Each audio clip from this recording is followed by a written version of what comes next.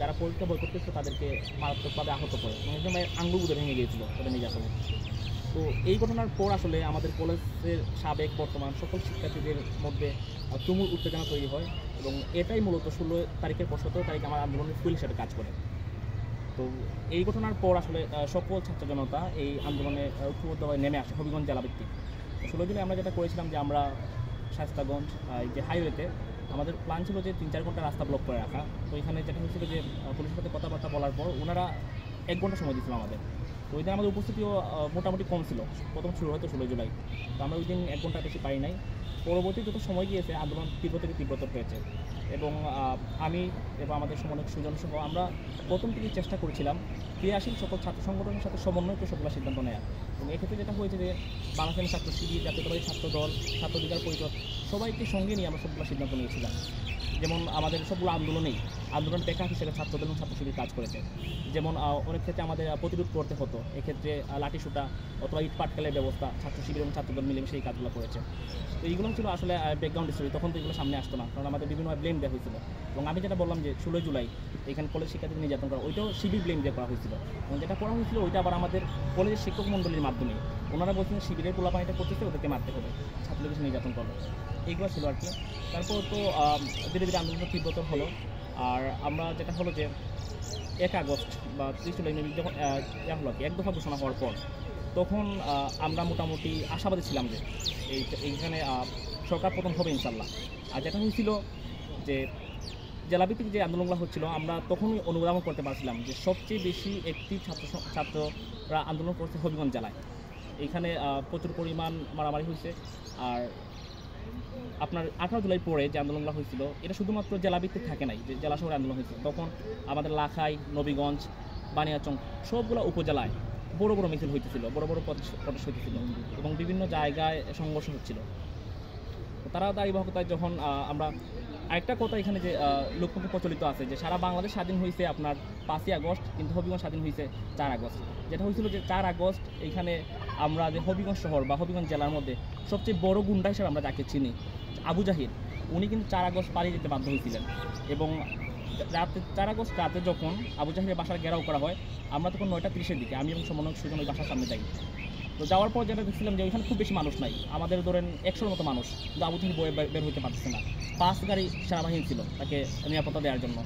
রাত 9টা 9:30 পর্যন্ত আমরা ওইখানে থাকার পরেও দেখা হয়েছে যে আপনার সেনাবাহিনীর প্রটোকলে উনি পালিয়ে যেতে বাধ্য হয়। উনি কিন্তু আমাদের হবিগঞ্জ জেলার সবচেয়ে বড় ত্রাসের নাম ছিল এবং বিপুল পরিমাণ মানুষ ওনার নির্যাতনের শিকার। এবং কি আমাদের এখানে যখন আমরা যে 4 আগস্ট উনি পালিয়ে যাওয়ার পর 5 আগস্ট তো আমরা ছিলাম না এখানে, পরবর্তী যেটা আমরা দেখলাম যে রিক্সার এবার যারা ছিল ওদের কাছ থেকে উনি প্রতি মাসে 2000 টাকা চাঁদা নিত এবং মানে সব মানুষকে উনি এক ধরনের নির্যাতনের মধ্যে রেখেছিল। তো এরপর যখন আমরা এখানে 4 আগস্ট রাতে আমরা এখান থেকে যাই। আর আরেকটা বিষয় হচ্ছে কি যে আন্দোলন 16 জুলাই যখন এখানে হয় তখন আমার এবং সমন্বয়ক সুজনের একটা ইন্টারভিউ নিয়েছিল ডিবিসি নিউজ আর এনটিভি সম্ভবত। ওই নিউজগুলো ভাইরাল হওয়ার পর আমরা পুলিশ প্রশাসন, ডিএসপি, এনএসআই, ছাত্রলীগ, আওয়ামী লীগ সবার টার্গেট পড়ে যায়। তো আমাদের পক্ষে এই শহরে অবস্থান করা কখনো সম্ভব হয় নাই।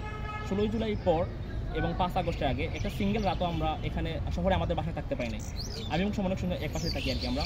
তো আমাদের কখনও সিলেট গিয়ে থাকা লাগছে, কখনও নবীগঞ্জ, কখনও মাধবপুর, এইভাবেই মানে আমরা রাতে যেতাম, সকালে আবার ঘুম থেকে উঠে এসে আন্দোলন করতাম। তো 4 আগস্ট রাতে আমরা এখানে মাধবপুর গিয়ে থাকি।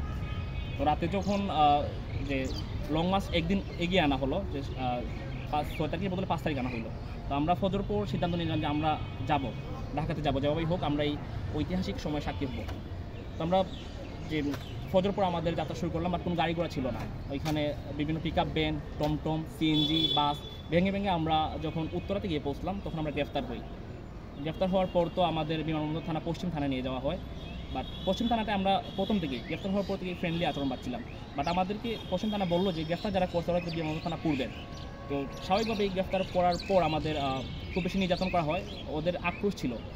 আর যারা গ্রেফতার করছিল ওদের মধ্যে আমরা দেখলাম যে বিশাল সংখ্যক মানুষ শুধুমাত্র যে একটা জ্যাকেট পরা আছে ওদের শরীরে। তা আমাদের ধারণা হলো যে ওদের কথাবার্তা বা ওদের আমাদের উপর আক্রমণ করা সবগুলো দিয়ে মিলিয়ে মনে হয় ওরা আসলে পুলিশ প্রশাসনের না, হয়তো ওরা ছাত্রলীগ অথবা যুবলীগের। তো তারা আমাদের মোটামুটি নির্যাতন করে ধরার পরই তো ওদের লাঠি দিয়ে মারলো, এরপর কিলকুশি তো আসি।